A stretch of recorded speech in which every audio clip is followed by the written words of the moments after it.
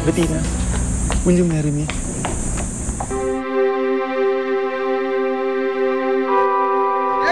Magpapakasal na kami ni Sylvia. Kat! Laura naman! Di ba sabi ko kanina nung binablocking ko kayo? Kapag pumasok ka at nakita mo si Melencio na nakaload sa harap ni Bettina, susugurin mo si Bettina. Nagkakaintindihan ba tayo? Kasi po... Bakit hindi mo ginawa? Sorry po. May problema ba? Ang linaw sa script mo, Laura naman. Ang gulo-gulo nyo, break na tayo. 10 minutes. Orang, alam ko kung ba't ka nagkakaganyan. Andun ako sa engagement party ni Sylvia. Alam ko kung anong nangyari. Nay, sabi niyo na ba kay Ate Orang yung tungkol doon sa paglipat natin? Eh, paano ko man masasabi dun sa Ate Orang mong hilaw, ano? Eh, puro si Danny nasa isip nun. Tapos, isa pa yung si Ate Grace mo, nakiki-eksena rin, ha? Ilang beses na ako hininga ng pera, ha? Nay, pagpasensyahan niyo na muna yan si Ate Grace. Eh, alam niyo naman na hindi ang kagaya ni Ate Orang na mapera, no? Buti nga naisip niyo na huwag muna natin sabihin yung totoo, eh. Dahil kung ganyang lapit ng lapit yan si Ate Grace sa atin, tapos wala tayong Ate Orang na magagatasan, eh, di tayo naman na namulubi. O, full house yan. Full house ba yan?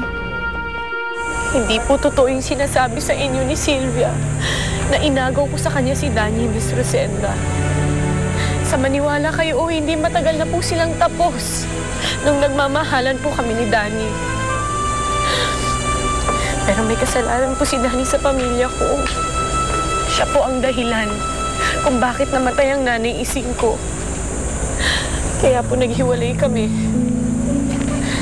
Pero nung narinig ko po yung announcement niya kagabi, nabigla po ako nung nalaman kong binalikan niya si Sylvia at magpapakasal na sila. Alam ko pong hindi na kami pwedeng bumalik sa dati ni Danny. Pero bakit po ganito? Bakit ang sakit-sakit pa rin po malaman na ikakasal na siya sa ibang babae? Salamat po at dinadamayan niyo ako, Miss Rosenda. Anytime nang kailangan mo ng kausap, ng kaibigan, andito lang ako para sa'yo.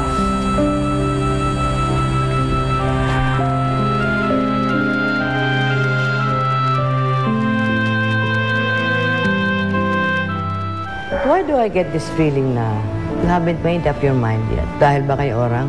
Bakit ba pumunta si Ora ng gabi na? Si Orang lang makakasagot ng katanungan na yan. Teka lang, ano yung sinabi mo, Susan?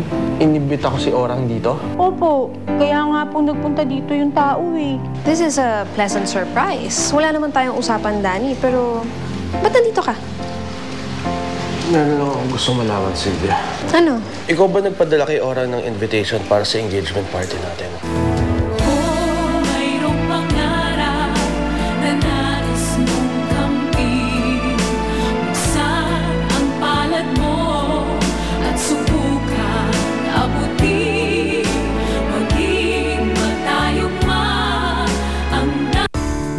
Kayo'y naging bahagi ng maaalab na eksena sa Basahang Ginto, hatid ng New Best Ever Sunsilk, Johnson's Pure Essentials.